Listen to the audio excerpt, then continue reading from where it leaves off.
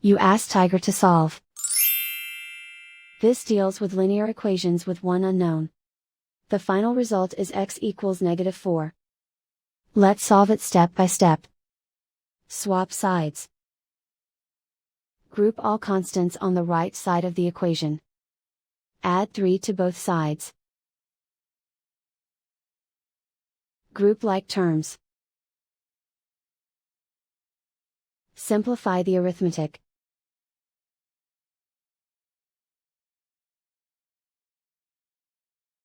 Isolate the x. Divide both sides by -5. Cancel out the negatives. Simplify the fraction. Move the negative sign from the denominator to the numerator. Find the greatest common factor of the numerator and denominator. Factor out and cancel the greatest common factor.